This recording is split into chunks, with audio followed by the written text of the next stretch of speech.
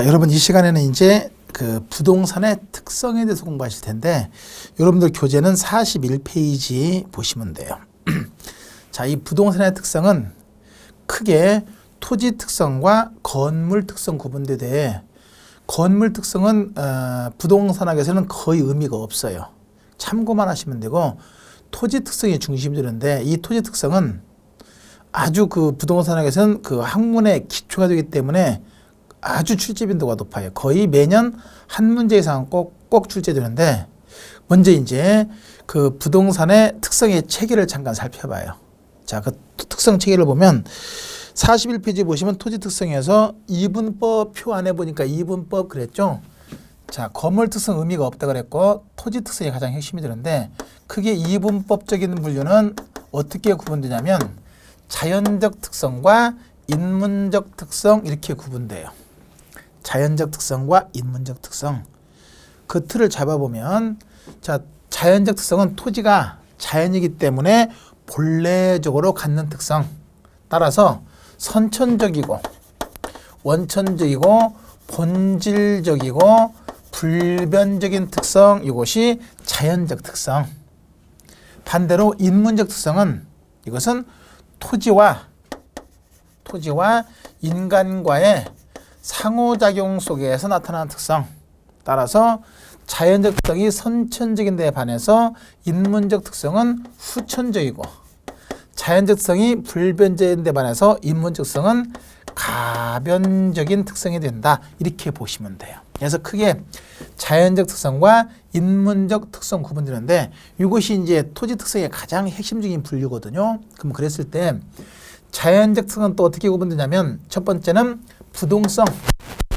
토지는 자연물이면서 어때요? 물리적 이치의 이동이 불가능하다. 이것이 부동성. 지리적 유치의 고정성이라고도 하고 아니면 그냥 고정성 또는 부동성. 이동이 안 된다. 맞죠? 두 번째는 부증성. 토지는 물리적인 절대량을 증가시킬 수가 없다. 이것이 부증성. 그러면 어느 분은 아니 공유수면 매립을 하거나 간척하면 바다가 육지로 변하면서 토지가 생산되는 것이지 않느냐 이렇게 얘기할 수 있는데 부동산학에서는 그런 것은 토지의 생산으로 보는 것이 아니라 이용의 전환으로 봐요. 그렇기 때문에 토지는 근본적으로 생산이 불가능하다. 물리적인 절대량을 증가시킬 수 없다. 이것이 부증성. 세 번째는 개별성. 개별성은 각각 토지마다 특성이 다 다르다. 이 말은 어떤 토지가 있으면 그 토지와 똑같은 토지는 하나밖에 존재하지 않는다. 형태는 똑같이 몰라도 예를 들어서 어떤 땅이 하나 있을 때 도로변에 땅이 쭉 있는데 자 그러면 보니까 1번, 2번, 3번, 4번 했을 때 어때요?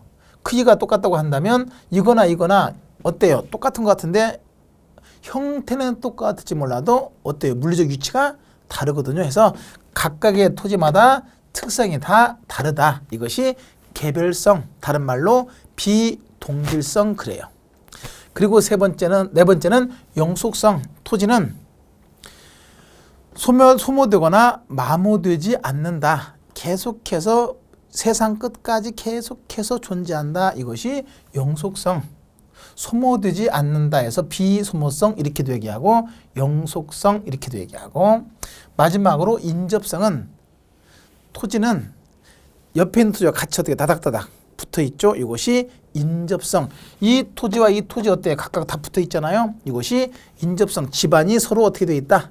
연결되어 있다 하는 것이 인접성 해서 크게 5가지 특성으로 구분돼요. 이것이 자연적 특성. 토지가 자연이기 때문에 본래적으로 갖는 특성. 반대로 인문적 특성은 설명했듯이 토지와 인간과의 상호작용을 통해 나타나는 특성. 따라서 후천적이고 가변적인 특성이 돼. 첫 번째가 용도의 다양성. 토지는 용도가 다양하게 나눠지고 다양하게 변화시킬 수가 있다. 가령 자 농지, 임지, 택지 용도가 달라지고 또 택지 같으면 다시 주거지, 상업지, 공업지 다양한 용도로 쓸 수가 있다. 이것이 용도의 다양성. 그러면 이 용도는 어때요? 토지가 본래적으로 갖고 있는 것은 아니고 사람이 용도를 정한 것이잖아요. 그래서 토지와 인간과의 상호작용을 통해 나타나는 특성이다. 이렇게 보는 것이고, 두 번째는 병합 분할의 가능성. 토지는 필지 합병과 필지 분할이 가능하다. 이것이 병합 분할의 가능성 이러는 것이고, 그 다음에 마지막으로 위치가 변한다. 이것이 위치의 가변성. 그러면 우리 지난 시간에 보니까 위치는 절대적 위치가 있고 상대적 위치가 있는데, 절대적 위치는 불변적이잖아요. 물리적 위치 이동할 수가 없으니까. 그러나 상대적 위치는 항상 변한다. 이 말은 주위 환경이 변한다 이 말이거든요. 이것이 위치의 가변성. 근데 그 위치가 변화 내용을 구분하면 크게 이제 사회적 위치가 변한다, 그 다음에 경제적 위치가 변한다, 행정적 위치가 변한다 해서 위치의 가변성을 구분하면 사회적 위치의 가변성, 경제적 위치의 가변성, 행정적 위치의 가변성 이렇게 구분해요. 사회적 위치가 변한다는 것은 사회 문화적 환경이 변한다는 것이고, 경제적 위치가 변한다는 것은 경제 기술적 환경이 변한다는 것이고, 행정적 위치가 변한다는 것은 이것은 제도적 환경이 변한다 하는 것을 의미하는 것이거든요. 이렇게 해서 크게 자연적 특성과 인문적 특성 구분하거든요. 이것이 이제 가장 전통적인 토지의 분류 틀입니다. 잘 정리해 두시고, 그 다음에 이제 이게 이제 우리 전통적인 분류 틀인데, 미국에서는 미국 이론을 소개하는 과정에서 미국에서는 이제 삼분법적 분류도 하거든요. 그것은 여러분들 교재를 잠깐 뒤에 갔다 올까요? 46페이지를 보시면 심오학습에 링과 다수의 견해를 인용한 부동산의 특성에서 삼분법적 분류에서 크게 물리적 특성, 경제 특성, 제도적 특성 구분되고 있죠. 자, 이것은 출제 빈도가 높지는 않지만 이분법과 대비해서 참고는 해두셔야 되거든요. 그래서 잠깐 설명드리면, 먼저 물리적 특성, 경제적 특성, 제도적 특성 이렇게 해서 세 가지 분류틀. 이건 이제 복합개념 측면에서 기술적, 경제적, 법률적 측면으로 구분한다고 보시면 돼요.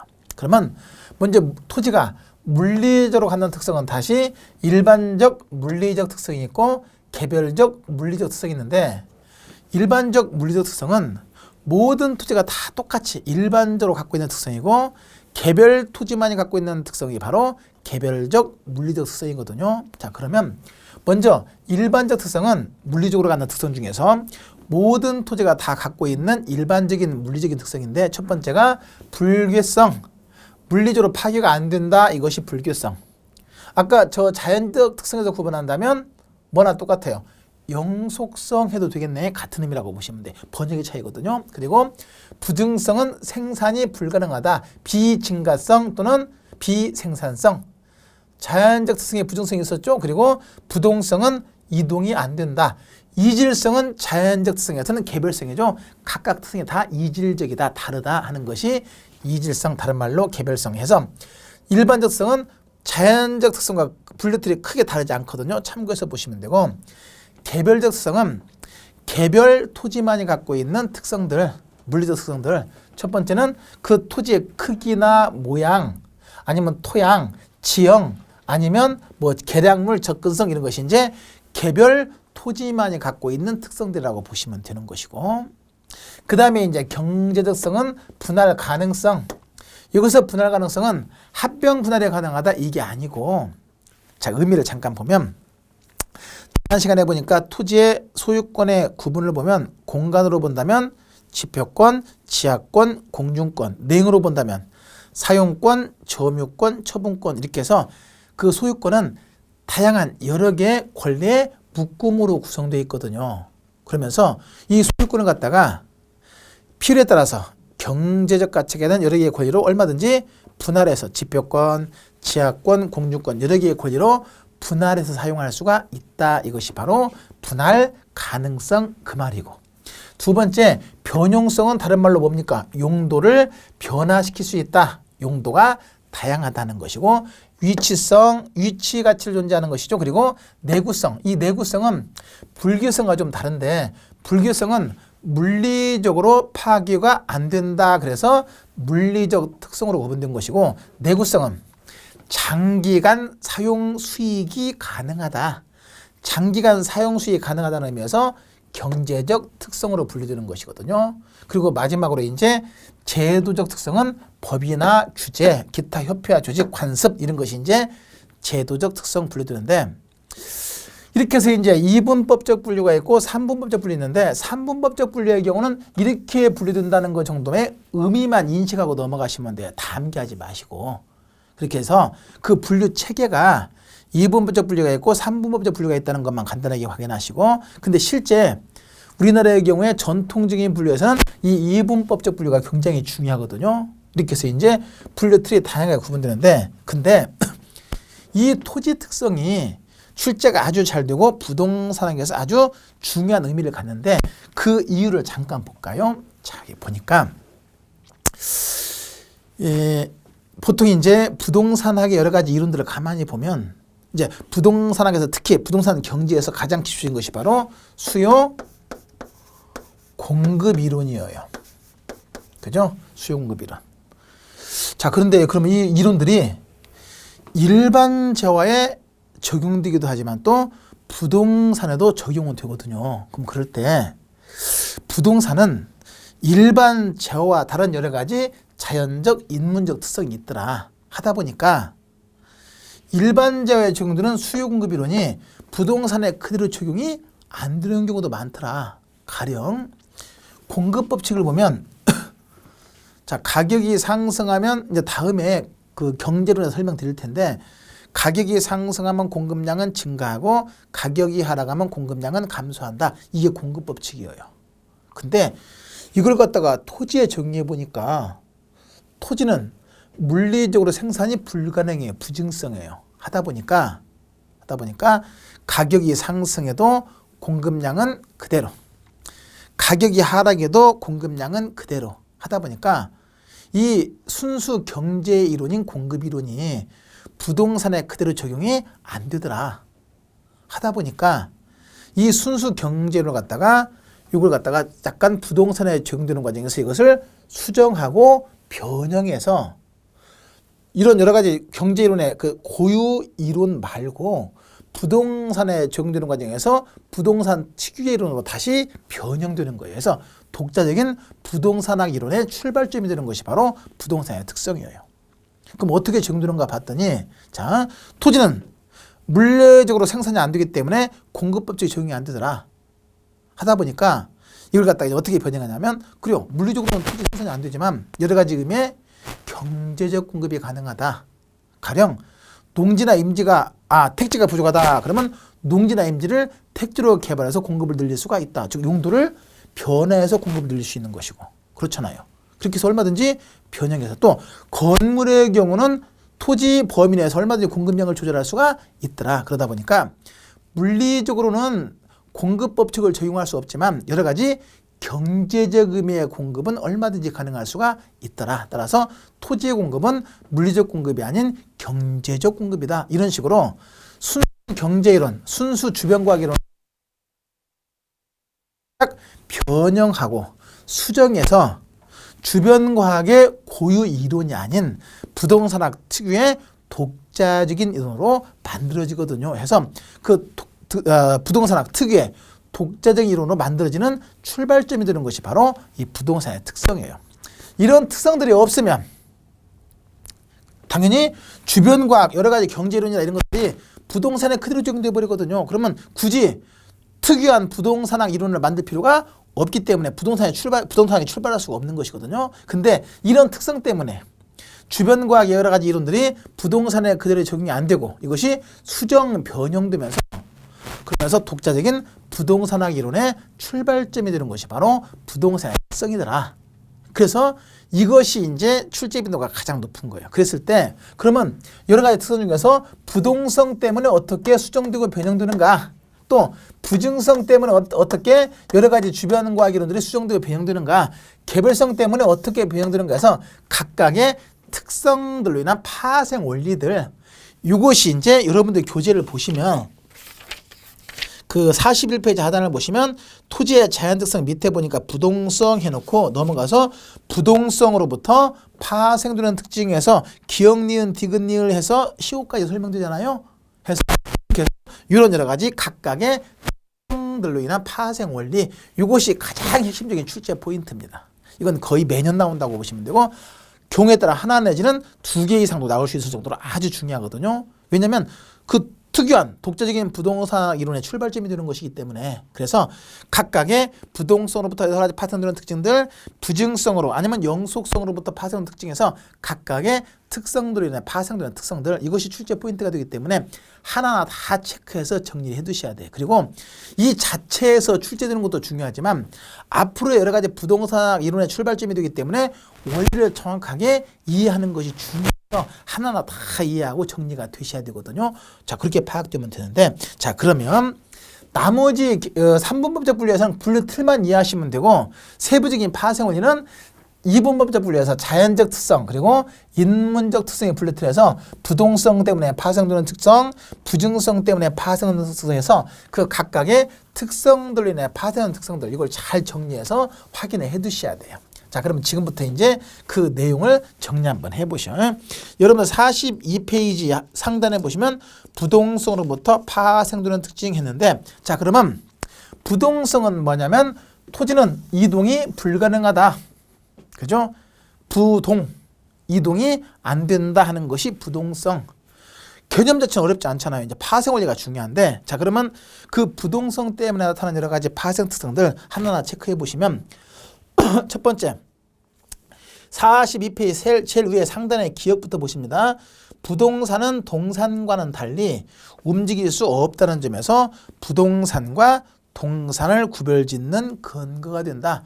움직이지 않으니까 부동산, 움직이니까 동산. 그래서 부동산이라는 이름이 지어지는 근거가 바로 부동성이에요. 그래서 여러 가지 특성 중에서 가장 근본이 된다, 이렇게 보시면 되고, 그러면서 이제 공시 방법의 차이의 근거가 된다. 자, 부동산은 뭘로서 공시해요? 공시는 널로 알리는 거잖아요. 소유권의 변동상을 여부에 표시하는 것이거든요. 그랬을 때 부동산은 뭘로서?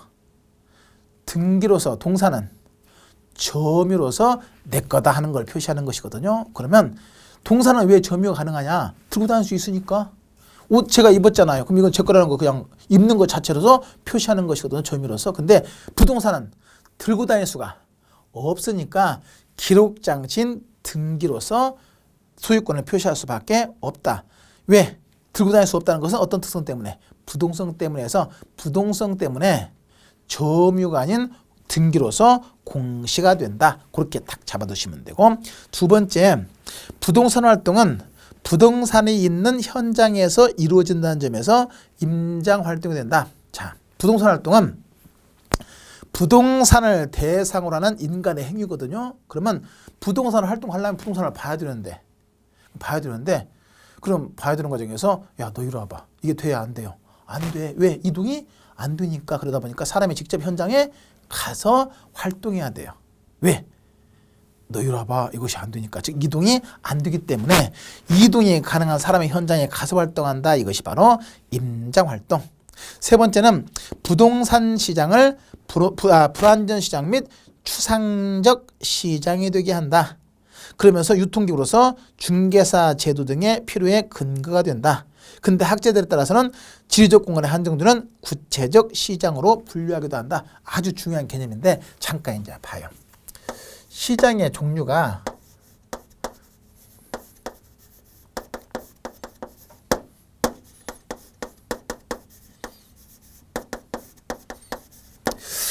시장의 특성이 이제 구체적 시장의 특성도 갖고 추상적 시장의 특성도 갖는다 하는데 이것 전부 다 부동성 때문에 그래요. 자, 그러면 보통 시장은 뭡니까?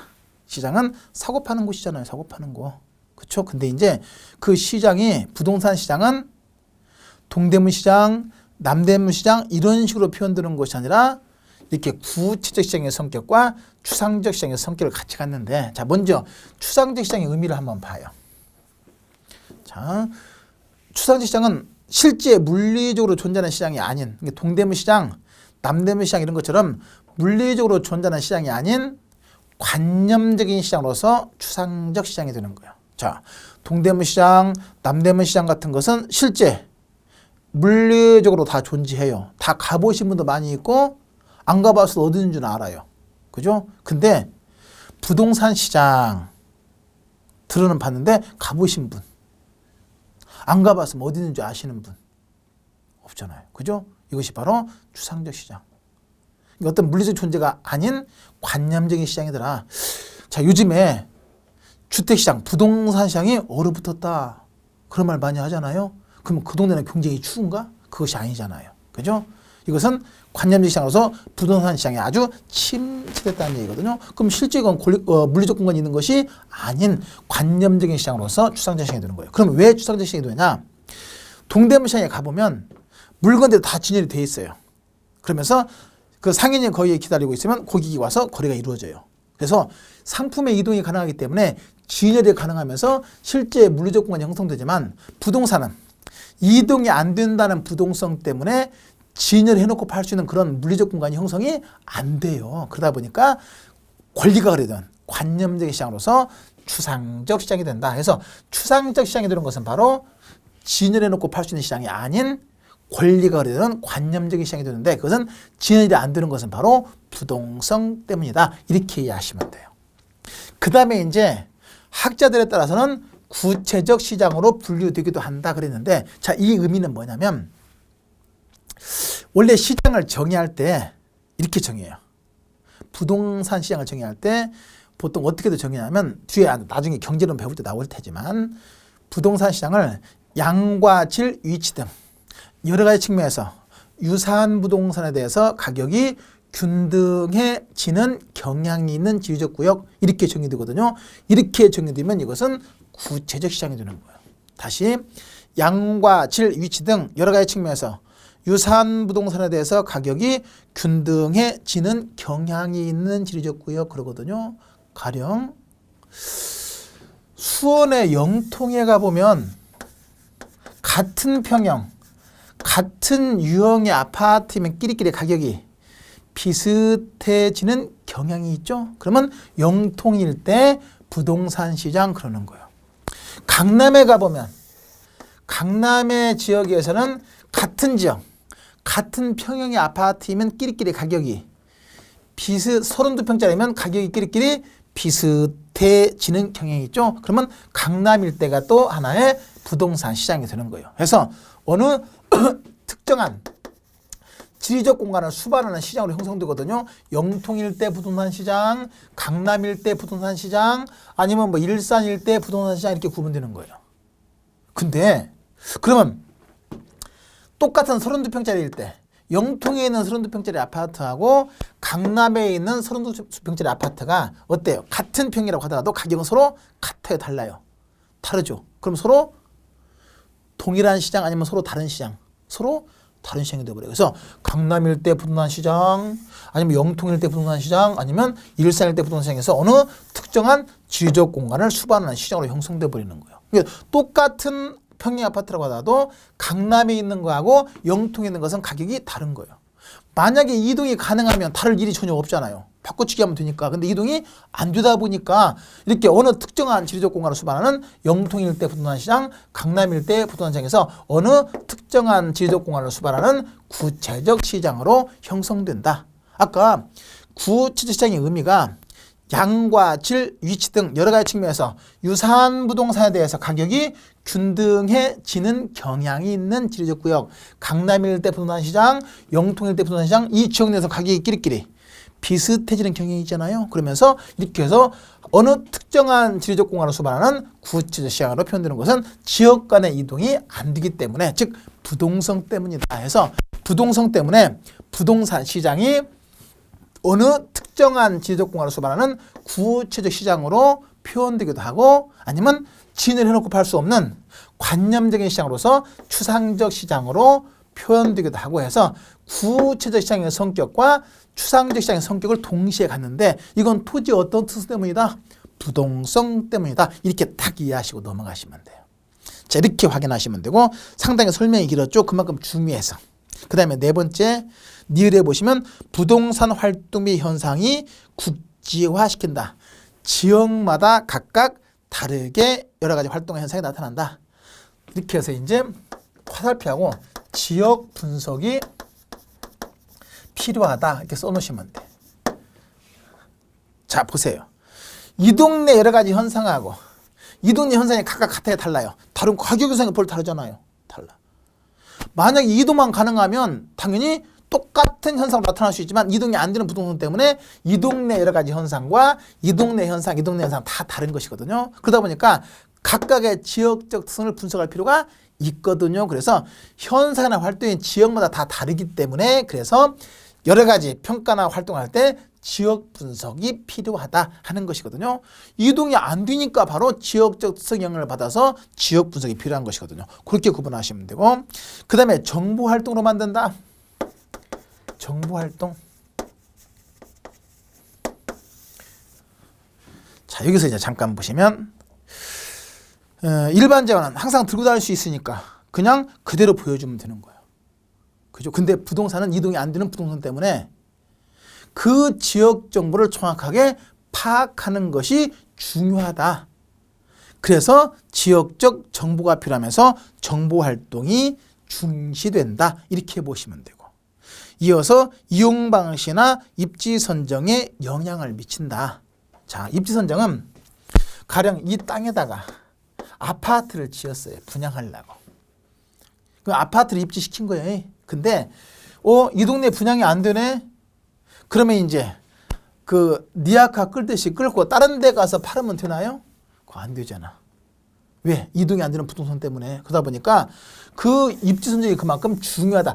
이동이 안 되면서 지역적 환경 영향을 아주 크게 받기 때문에 입지 분석도 필요하고 한 번 정하면 이동이 안 되기 때문에 그만큼 주위 환경을 분석해서 입지 선정이 그만큼 중요하다 하는 것이고, 그다음에 마지막으로 시장이 국지화된다.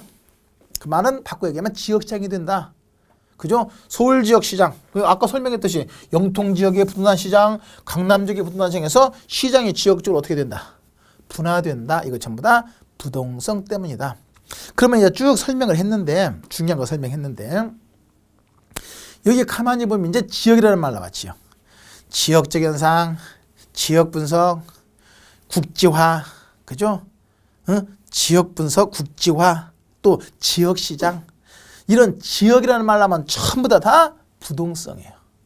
지역이라는 말 하면 전부 다 부동성. 꼭 머릿속에 참고해서 정리해 두셔야 됩니다. 해서 이렇게 지역적 현상 국지화시키고 지역 분석이 되고 지역 시장으로 만드는 건 전부 다 부동성 때문이다.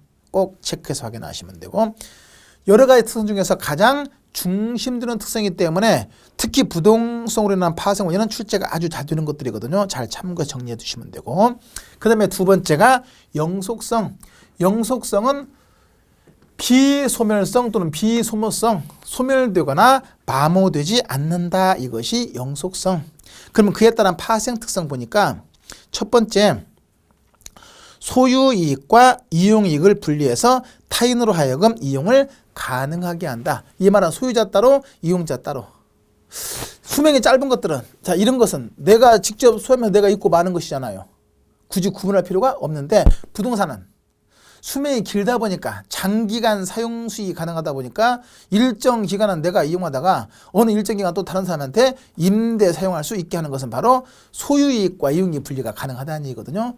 수명이 짧은 것은 그런 것이 거의 없는데 수명이 길수록 그만큼 소유이익과 이용이익 분리가 용이해지는 것이거든요. 그래서 소유이익과 이용이익 분리가 용이해지는 것은 바로 장기간 사용 수익이 가능해서 해서 영속성. 그리고 두 번째, 부동산 활동을 단기적이 아닌 장기적으로 하게 한다. 수명이 5년이면 5년만 내다보면 돼요. 개발하건 뭘 하건. 그죠? 1년이면 1년만 내다보면 되고. 근데 토지는 수명이 아주 길다, 무한되다 보니까 여러 가지 활동이 장기적인 배려에서 투자해도 장기 투자. 그렇잖아요. 또 개발 사업에도 장기적인 안목을 개발해야 되거든요. 그래서 여러 가지 활동이 장기적인 활동이 되게 한다 하는 것이고, 디귿번 보시면 물리적인 감가상각의 적용을 배제시킨다. 한마디로 물리적인 감가는 안 되는 것이죠. 수명이 무한되니까. 원래 물리적인 측면에서 감가상각률은 내연수분의 1이에요. 만약에 내연수 수명이 10년이면 10분의 1, 매년 10%씩 감가되는 거예요. 20년이면 20분의 1, 5%씩 감가되는 것이고, 근데 토지 수명이 무한되다 보니까 무한대분의 1은 몇이에요? 0이잖아요. 이 말은 물리적으로는 감가가 안 된다. 여기서 조심할 것은 만약 여기서 영속성 때문에 경제적인 감가상각을 배제시킨다. 그러면 틀리는 거예요. 경제적인 감가는 외부 환경에 의한 감가이기 때문에 아무리 수명이 무한대다고 하더라도 외부 환경에 의한 감가는 있을 수가 있는 것이거든요. 그래서 물리적인 감가가 안 되는 것뿐이지 경제적인 감가도 안 된다. 그러면 틀린 말이 되는 것이거든요. 그거 조심하시면 되고, 그 다음에 투자 대상으로서 선호도를 높여준다. 이 말은 그만큼 가치 보존력이 어떻다? 우수하다. 장기간 사용 수익이 가능하기 때문에 그만큼 투자해놔도 가치 감가가 별로 없으니까 투자재로서 선호도가 높아지는 것이고, 그 다음에 소모를 전제로 하는 재생산 이론이 적용되지 않는다. 재생산은 소모가 전제되는 것인데 토지는 수명이 무한대다 보니까 소모가 안 되니까 소모를 전제로 하는 재생산 이론도 적용이 안 된다. 당연한 것이죠. 소모가 안 되는 영속성 때문에 소모 전제로 하는 이론들은 적용할 수가 없다 하는 것이죠. 여기까지가 이제 영속성으로 인해서 나타나는 파생 특성이고, 세 번째 부증성. 부증성은 물리적인 절대량을 증가시킬 수가 없다. 이것이 부증성. 생산이 불가능하다. 이것이 부증성. 자, 그에 따른 파생 특성 확인해 보실까요?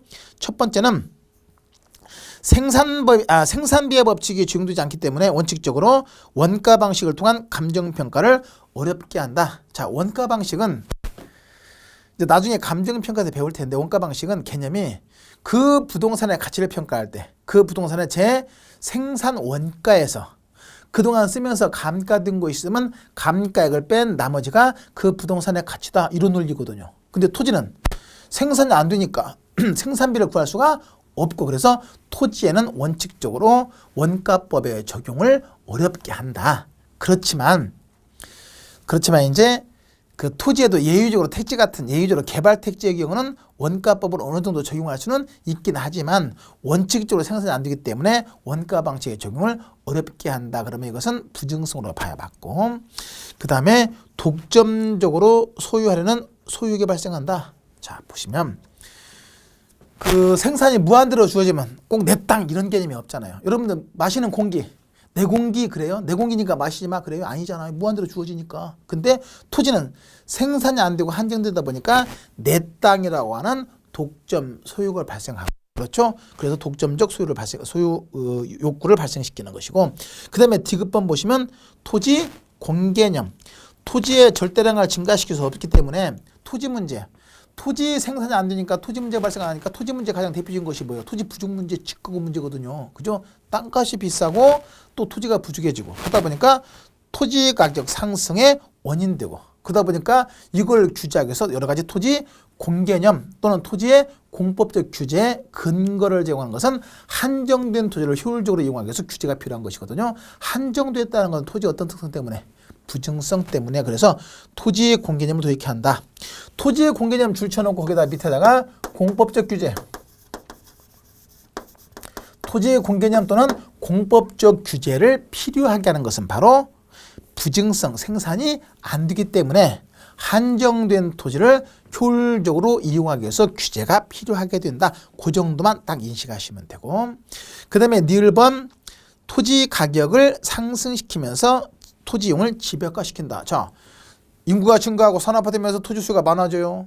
그러면 공급을 늘려주면 되는데 토지는 생산이 안 되다 보니까 부증성 때문에 생산이 안 되면서 수요가 늘어나다 보니까 가격은 자꾸 상승하고, 가격이 상승하면 그 토지를 효율적으로 이용하기 위해서 어때요? 토지 이용을 집약화시킨다. 한마디로 건물 높이가 높아지는 거. 토지가 무한대로 존재하면 굳이 건물 높이 높일 필요가 없잖아요. 그죠? 해서 토지는 생산이 안 되면서 안 되다 보니까 토지 가격이 상승하고, 토지 가격이 상승하다 보니까 토지 투입을 적게 할 수밖에 없고, 왜냐하면 생산비가 늘어나니까. 그러다 보니까 그만큼 건물 높이를 높이면서 토지 이용을 집약화시킨다. 그리고 미음번의 경제적 지대, 이것은 그냥 크게 신경 쓰지 마셔요. 그냥 일반적인 지대 발생에 근거된다. 그 정도만. 왜냐? 토지 생산이 안 돼요. 무한대로 존재하면 굳이 다른 사람 땅 빌려서 이용할 필요가 없는데, 생산이 안 되는 부증성 때문에 다른 사람의 토지를 이용하려면 먼저 뭘 줘야 돼? 사용료를 줘야 되죠. 그 사용료가 바로 지대거든요. 토지 사용료. 따라서 한정된 토지를 이용하는 과정에서 일반적인 지대를 발생한다. 그 정도만 확인하시면 되고, 토지 공급 곡선을 수직으로 만들면서 가격에 대해서 공급은 완전 비탄력적이 된다. 자, 여기 잠깐 보니까 그래프의 틀을 보면 이게 가격이고 이게 공급량 했을 때 공급 곡선이 수직이라는 것의 의미는 세부적인 건 나중에 경제에서 배울 텐데 공급 곡선이 수직이라는 것의 의미는 가격이 이만큼일 때도 공급량은 이만큼, 가격이 상당히 떨어도 공급량은 이만큼. 이 말은 가격이 아무리 변해도 공급량의 변화가 없다. 이것이 바로 공급 곡선의 수직이고 이걸 완전 비탄력적으로 만드는데 가격이 아무리 변해도 공급량의 변화가 없는 것은 생산이 불가능하기 때문에, 즉 부증성 때문이다. 그렇게 딱 정리하시면 되고, 그리고 균형 가격의 시옷이죠. 균형 가격의 성립이 불가능하게 한다. 균형 가격은 수요 공급의 경쟁을 통한 균형인데 토지는 생산이 안 되니까 공급 경쟁이 안 되잖아요. 그죠? 공급 경쟁이 안 되면서 공급 조절이 안 되면서 자유로운 경쟁을 통한 균형 가격의 성립이 불가능하고 결국은 공급보다는 뭐에 의해서? 수요에 의해서 가격이 결정되는 경향이 강하다. 그래서 공급자 가격보다는 수요자 가격으로 결정되는 경향이 강하다. 그 정도만 확인하시면 되고, 자, 비읍번 잠깐 빠졌는데 비읍번 보시면 자, 토지 공급은 완전 비탄력적이 된다. 아까 설명했는데 밑에 화살표 보니까 경제적 공급은 물리적 공급에 비해서 비교적 더 탄력적이 될 수도 있다. 자, 경제적 공급은 뭐냐면 개발을 통한 공급이거든요. 예컨대 택지가 부족하다. 그러면 농지나 임지를 택지로 개발해서 공급량을 늘릴 수도 있거든요. 그래서 물리적 공급에 비해서는 어느 정도 경제적 공급은 가능할 수 있기 때문에 물리적 공급이 완전 비탄력적이지만 상대적으로 경제적 공급은 물리적 공급에 비해서 비교적 탄력적일 수가 있다. 그 정도만 딱 잡아두시면 되는 것이고, 그 다음에 이어서 마지막 이응을 보니까 공유수면 매립이나 간척에 의한 토지 공급은 부증성에 대한 예의로 하기보다는 토지 이용의 전환으로 본다. 아까 설명했죠? 자, 공유수면 매립하거나 간척하게 되면 바다가 육지로 변하면서 토지가 생산되는 것이지 않느냐 이렇게 얘기할 수 있는데 부동산학에서는 이것은 토지의 생산으로 보는 것이 아니라 뭘로 본다? 이용의 전환으로 본다. 따라서 근본적으로 토지는 생산이 불가능하다. 이 정도만 딱 잡아두시면 되고, 그 다음에 네 번째는 개별성. 개별성은 물리적으로 동일한 토지는 하나밖에 존재하지 않는다. 각각 토지마다 다 개성이 있다. 각각 특성이 다르다. 이것이 개별성. 자, 그에 따른 파생 특성 보시니까 첫 번째는 토지 가격이나 수익이 토지마다 다르다. 왜? 개별적인 특성이 다르니까 가격도 달라지는 것이고 수익도 달라지는 것이고, 그러다 보니까 일물 일가 법칙이 배제된다. 자, 일물 일가 법칙 보세요. 일물 일가 법칙은 하나의 물건의 하나의 가격 이게 아니라 동일 시기에 동일 시장에서 동일 물건의 가격은 하나다 이 말이에요. 가령 지금 현재 동일 시기에 요 탁자 시장에서, 그럼 동일 시장에서 이 탁자와 똑같은 물건의 가격은 하나다. 이게 10,000원이면 똑같은 다른 것도 얼마다? 10,000원이다. 이게 일물가 법칙이에요. 근데 토지는 각각마다 다 특성이 다르기 때문에 같은 평형의 토지라고 하더라도 여러 가지 물리적 위치에 따라서 각각 가격이 어떻게 다르게 형성된다. 그러면서 일물 일가 법칙에 적용할 수가 없다. 다른 말로 뭐예요? 개별 가격이 된다. 그렇죠? 개별 가격이 된다 하는 것이고, 그러면서 또 부동산의 비교를 어렵게 한다. 자, 여기서 비교를 어렵게 한다는 것은 뭐냐면 유사성의 비교예요. 자, 그 비교 방식이 뭐냐면 감정평가에서 자, 이 땅의 가격이 얼마냐 하는 걸 구하려면 이 땅과 비슷한 다른 땅이 시장에서 얼마에 거래되는가 하는 걸 알아내서 이것이 만약 1억이다 그러면 이 가격을 기준으로 해서 비슷한 이 부동산 가격을 판단할 수 있는 것이 바로 비교 방식인데, 그럼 비교 방식을 적용하고 비교를 하려면 이 두 가지 각각 특성이 거의 비슷해야 되는데 토지는 각각의 특성이 다 다르다 보니까 비슷한 걸 찾기가 어렵고, 그래서 비교가 어려우면서 비교 방식의 적용을 어렵게 한다 하는 것이고, 그 다음에 두 번째는 부동산 활동이나 현상이 개별화된다. 가격도 각각 특성마다 다 특성에 따라 가격이 다 다르고 이용 상태도 다 다른 것은 바로 각각 특성이 다르기 때문에, 개별성 때문에. 이것은 비교할 것은 부동산 활동이나 현상이 지역마다 다른 것은 지역 간의 이동이 안 되는 어떤 특성? 부동성이고, 활동이나 현상이 개별적으로 다른 것은 바로 개별성이고 그래요. 그래서 개별 분석도 필요하게 하는 것이다. 이렇게 보시면 되고, 그 다음에 D급번 보니까 개별성으로 인해서 감정평가에서 표준지 선정이 어렵고 부동산학에 적용되는 일반적인 원리나 이론 도출을 어렵게 한다. 자, 그래서 표준지의 의미가 뭐냐면 우리 감정평가에서 토지 가치를 구할 때 그러면 그 지역에 있는 표준지는 토지를 하나 딱 결정해서 표준지의 가격이 얼마냐 하는 것을 기준으로 해서 주변 토지의 가격, 공시지가도 평가하고 그러거든요. 그러면 이게 표준지를 근거로 해서 주변 토지 가격을 구하려면 각각의 토지가 특성이 비슷할 때 이게 더 쉬워지는데 특성이 다르다 보니까 이걸 대표할 수 있는 표준지 선정이 어렵고 또 그걸 통해서 개별적인 감정평가가 어려워진다. 해서 가격이 각각 다르게 형성되고 모든 토지에 똑같이 적용되는 일반적인 원리나 이론 도출이 어렵다. 다 개성이 다르다 보니까 모든 토지에 똑같이 적용하기가 어려워진다. 그래서 일반적인 원리나 이론 도출이 그만큼 어려워진다 하는 것이고, 그 다음에 니을번의 개별적인 감정평가를 해야 되는 근거. 토지마다 다 특성이 똑같으면 가격도 비슷할 텐데 각각 다르니까 개별적인 감정평가를 하게 하는 근거가 된다 하는 것이고, 마지막으로 개별 분석. 미음에 있는 개별 분석은 니은에 연결하시면 되죠. 현상이나 활동이 개별적으로 다르니까 개별 분석이 필요하고, 다시 이어서 부동성은 현상이나 활동이 지역마다 다르니까 지역 분석이 필요하고 그래요. 그래서 지역 분석 아니면 국지와 지역시장 그런 부동성이고, 개별 분석, 개별화, 개별 가격 그러면 개별성이고 그래요. 꼭 구분해서 확인하시면 돼. 출제가 잘 되는 것이니까. 그래서 지역이라는 말 나오면 대부분 부동성이고 개별 나오면 개별성 이렇게 딱 정리해서 잡아두시면 훨씬 이해가 쉬울 것이고.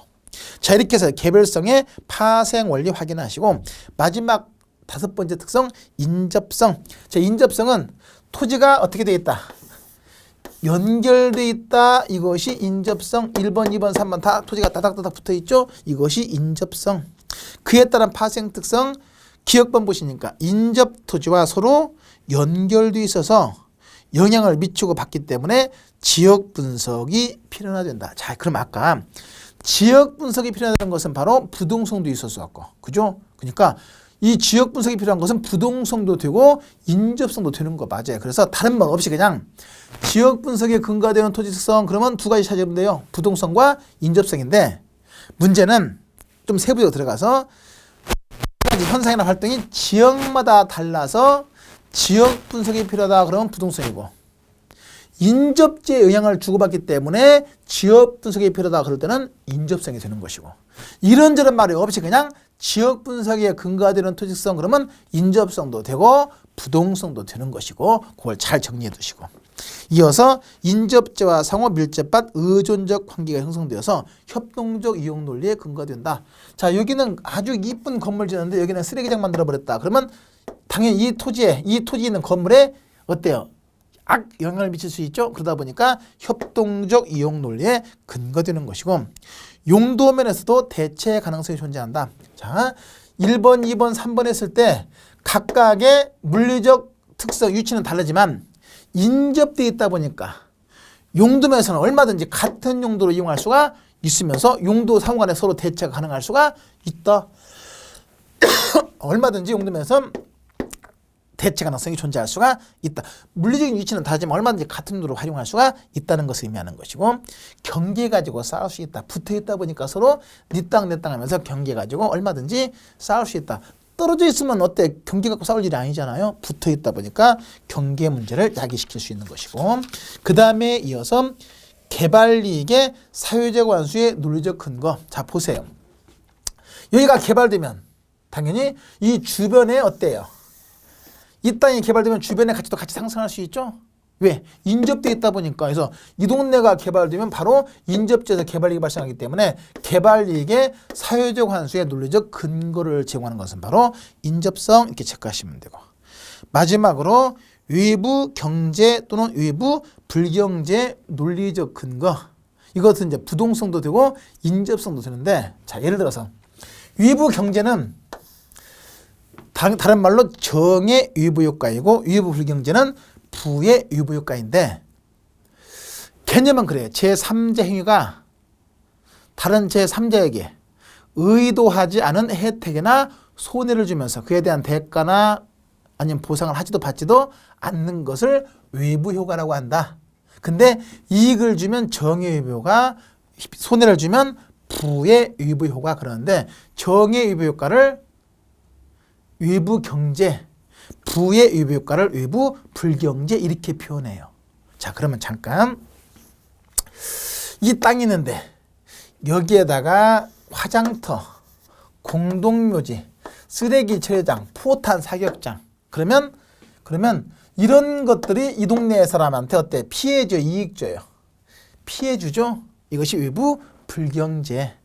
그러면 이거 딴 데로 갈래? 그러면 피해 받을 일이 전혀 없는데 딴 데 못 가요. 부동성도 있어. 그리고 서로 어떻게 돼 있다 보니까 인접돼 있다 보니까 그래서 외부 불경제 발생할 수 있고, 즉 피해받을 수 있고, 반대로 여기에 지하철역 들어서고 아니 호수공원 들어서고 하게 되면 이 돈은 땅값 올라갈 수 있죠.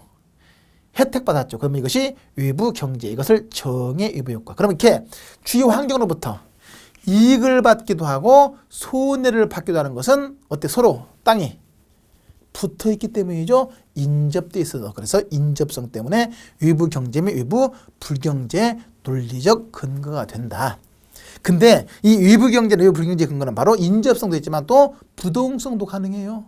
이동이 안 되니까 외부 환경 영향을 받으면서 부동성 때문에 외부 경제, 외부 불경제 논리적 근거가 된다 해도 되는 것이고, 인접성 때문에 외부 경제 및 외부 불경제 논리적 근거가 된다 이렇게 해도 되는 것이고. 자, 이렇게 해서 5가지 특성들로 인한 파생 원리 확인했고, 마지막 6번의 적재성과 생산 가능성. 적재성은 땅 위에다가 여러 가지 물건을 적재할 수 있다. 건물도 지을 수 있다. 이 적재성이. 다른 말로 지지력 그러는 것이고, 생산 가능성은 여러 가지 경작이 가능하다. 작물의 생산이 가능하다는 것이거든요. 이건 참고만 하시면 돼. 중요한 거 아니야. 부분적인 것이니까. 자연 특성에서 가장 핵심은 바로 이 5가지. 부동성, 부증성, 개별성, 영속성, 인접성에서 각각의 특성들로 인한 파생 원리. 이건 아주 출제 빈도가 높아요. 거의 매번 나온다고 보시면 돼요. 그리고 거의 대부분 이 책에 설명되어 있는 이 내용 안에서 출제하는 것이 일반적이기 때문에 개념 파악을 정확하게 해 두시는 것이 중요해요. 잘 정리해 두시고, 자, 이 시간에는 그래서 이 자연적성 중심으로 해서 각각 파생을 설명했고, 다음 시간에는 이제 인문적인 특성 그리고 그에 따른 파생 특성 확인하고 마무리하십니다. 자, 수고하셨습니다.